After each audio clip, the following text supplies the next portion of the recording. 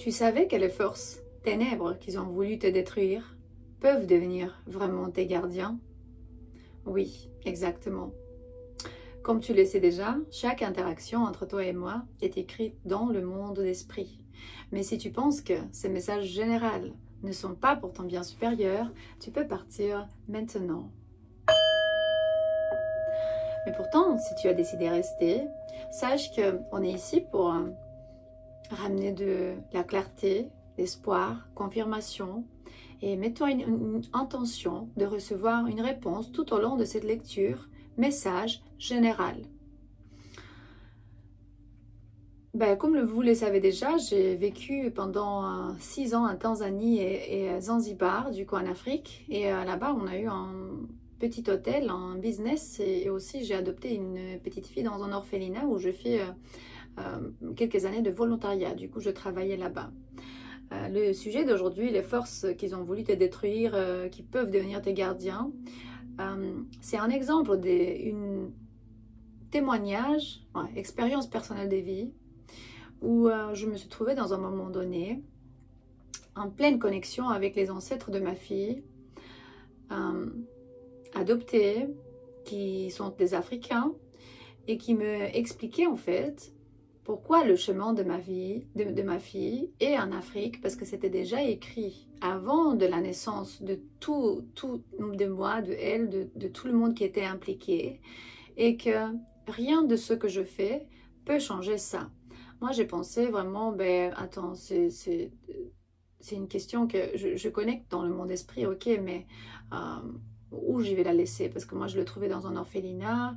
Ils ont dit non, mais c'est la leçon de vie de la mère, de ne pas abandonner son enfant. C'est aussi le contrat qu'elle a signé de aider la ligne ancestrale de la partie de sa maman. Et les ancêtres, quand ils se sont présentés, en fait, j'ai vu comme un archétype, comme un schéma présenté de chaque ancêtre de lumière, d'obscurité, et le chemin que eux ils ont, qui a ascensionné, qui a besoin encore de l'aide, on va dire les schémas répétitifs, qu'est-ce qu'ils ont fait, et comment si je prends cette fille et je l'ai sous custodie, et elle va vivre avec moi, la fille elle va pas pouvoir guérir ni la blessure d'abandon, ni la maman va pouvoir apprendre que c'est pas bien d'abandonner l'enfant. C'était un cas très spécial. Normalement, dans un orphelinat en Afrique, c'est vraiment des enfants que les parents ils sont morts. Hein. Les Africains, ils laissent jamais leurs enfants. Là-bas, il n'y a que des enfants que, vraiment, par des désastres, je ne sais pas de quel type, ils n'ont pas d'enfants. Ma fille, elle avait des parents. C'est juste que c'était toute une histoire, des erreurs qu'ils ont fait un peu. Et je me suis trouvée dans une position où j'étais vraiment dans un conflit karmique, laisser tomber tout. L'enfant, la famille, l'argent, l'hôtel, l'identité, même la souffrance. J'étais vraiment... C'est pas que je me suis détachée, ils m'ont forcé vraiment me détacher de tout. Après que j'ai dit je laisse tomber et j'ai vraiment, avec mes propres mains, je suis allée en Afrique après, la fille elle avait déjà 9 ans. La maman biologique a appris aussi sa leçon de vie, maintenant elles sont ensemble. On va dire que je sais que tout le monde va mieux. Eux, ils vont mieux. Moi, j'y vais mieux. Et maintenant, ce que les forces vraiment des lumières et des ténèbres qui sont encore dans le monde esprit, sont devenus vraiment mes protecteurs. À chaque fois que j'ai besoin d'aide, il y a toujours un Africain qui vient à travers des personnes, des situations, des conjonctures, et je reçois de l'aide. Et jusqu'au jour d'aujourd'hui, elles sont encore ici avec moi, dans une révérence et on va dire dans un respect mutuel. Mais pourquoi? Parce qu'on sait, on connecte, on parle et souvent on parle. Après que j'ai laissé tomber, j'ai senti qu'elle est morte. J'ai pleuré, j'ai souffert comme si je l'ai perdue vraiment du monde physique. C'est comme si tu as perdu un enfant, évidemment. Dans une chirurgie, sous anesthésie, j'ai connecté direct face à face avec un représentant des ancêtres de la mère biologique de ma mère qui m'a montré les souffrances, les conflits spirituels, les confrontations, la raison principale pour laquelle ma fille doit grandir en Afrique, payer ses dettes, ses karmas. Moi, je paye les miens. Ils m'ont montré exactement les aspects. Plusieurs, c'était séparé. Hein. Mon aspect karmique Kilimandjaro, c'était vraiment très séparé à celui de Zanzibar. J'ai payé de tous les côtés, tout ce que j'avais à payer. Quand j'ai appris vraiment, et j'ai réussi à baisser ma tête, et j'ai dit, je vous vois, je vous honore, je comprends, ils ont aussi baissé leur tête, et depuis, c'était tout un partenariat entre nous, et on est devenus des ennemis en protecteurs.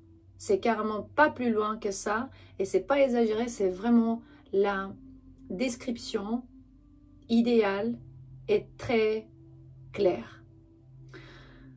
Et je veux vous lire là une petite synthèse sur les forces qu'ils ont voulu te détruire, comment elles peuvent devenir tes gardiens et pourquoi. Parce que sur le chemin sacré de l'âme, les oppositions les plus intenses ne sont jamais le fruit du hasard. Ce sont des réponses directes de ta lumière. Parfois, les esprits demandent de l'aide et parfois ils te donnent. Mais si tu n'arrives pas à comprendre et communiquer avec, on ne se rend pas compte et on est en train de se victimiser. Les forces qui cherchent à te détruire le font parce qu'elles perçoivent ton pouvoir ou bien ton énergie dérange, éveille, transforme. Elles se sont menacées non par ce que tu fais, mais par ce que tu incarnes. Parce que parfois, elles te combattent souvent sans comprendre pourquoi, mais dans mon cas, c'était différent. Eux, ils comprenaient exactement ce que c'était. C'est moi que je ne comprenais pas. Ton simple rayonnement est un rappel de que elles ont oublié en elles-mêmes. Mais la guerre spirituelle n'est pas un combat entre bien et mal. Parce que à la fin, moi, j'ai oublié qui j'étais, ce que je fais et pourquoi je suis là-bas. C'était juste ça, la seule raison. Eux, ils savaient qu'est-ce qu'ils ont à faire. C'était moi qui ne savais pas. La guerre spirituelle n'est pas un combat entre bien et mal seulement. Elle est une chorégraphie divine où chaque rôle, même celui de l'ombre, peut servir un dessein sacré. Souvent, tes ennemis spirituels font partie de ta famille d'âme. Ils sont acceptés avant l'incarnation de jouer le rôle de l'adversaire pour t'aider à te souvenir de qui tu es vraiment. Je sais que si j'aurais pas passé par ce que j'ai eu comme expérience en Afrique, je ne serais pas la femme d'aujourd'hui en train de vous raconter toute cette histoire que par certains hommes ou bien femmes, en me regardant de l'autre côté de cet écran, peuvent dire vraiment que c'est des histoires de fous. Et pourtant, c'est ma réalité. C'est ma réalité. Souvent, tes ennemis spirituels font partie de ta famille d'âme. Du coup, ils ont accepté avant l'incarnation de jouer le rôle de l'adversaire pour t'aider à te souvenir de qui tu es vraiment. Ces âmes te provoquent pour te réveiller, pour forger ta force intérieure, pour affirmer ton chemin. Et pourtant, quand la mémoire de l'âme revient, quand la mission se révèle de part et d'autre, tout peut se renverser. Ceux qui voulaient ta chute peuvent commencer à soutenir ton ascension, comme dans mon cas. Parce qu'ils ont dit, si je ne me serais pas rendu compte qu'est-ce que je dois faire, laisser tomber pour qu'elle puisse suivre son chemin et grandir avec la maman, même si c'était dur et pendant des années, ils ne se sont pas vus et je l'ai trouvée dans un orphelinat. Attention, je ne l'ai pas pris de chez elle. Je fais des volontariats dans un orphelinat et c'est tout.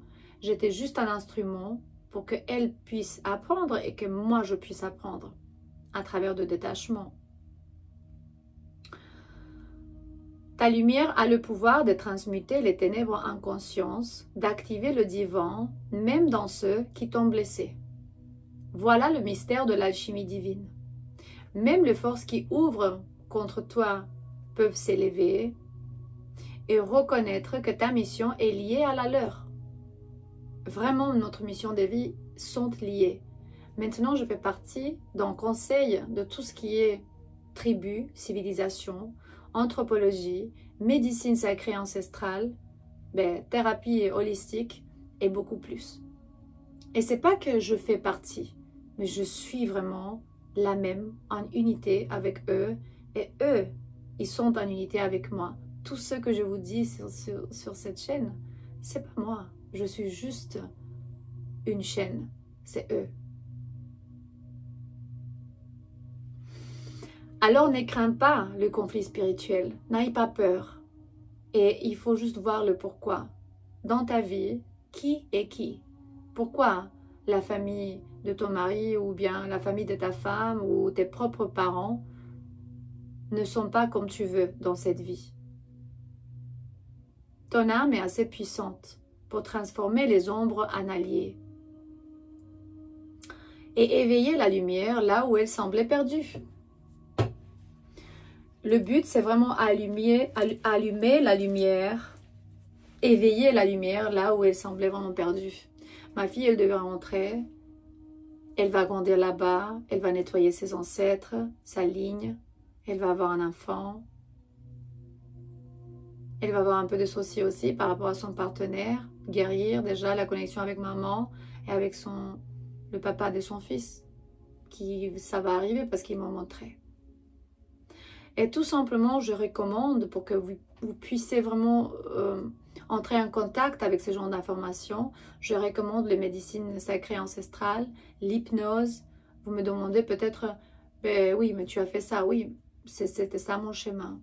Du coup, quelqu'un qui se sent appelé, je ne vais jamais arrêter de recommander, même si je ne fais pas de cérémonie, du coup, j'ai aucune implication économique du tout, zéro, ni de facilité parce qu'en Europe c'est un peu illégal, et je veux juste faire quelques affirmations, et si tu veux tu peux commenter pour que seulement si tu le sens vraiment. Il y a tout qui se passe pour une certaine raison. Je décide de guérir, et de me libérer maintenant.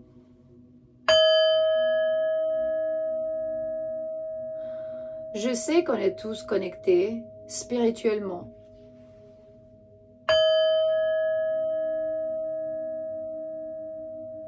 Je n'ai pas besoin de temps pour guérir, c'est maintenant.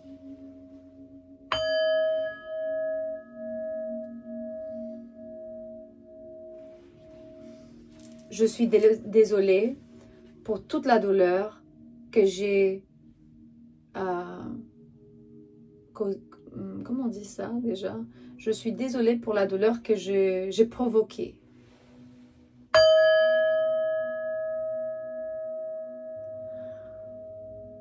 Chaque personne qui arrive dans ma vie, c'était vraiment au moment juste.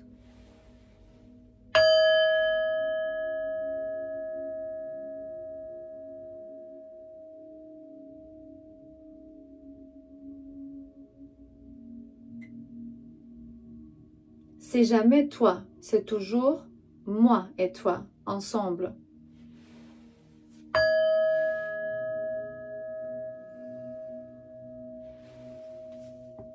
Et je vais juste vous dire qu'aujourd'hui, c'est mon anniversaire, du coup je fais 39 ans, je suis très heureuse, je veux prendre l'opportunité pour vous remercier pour ce...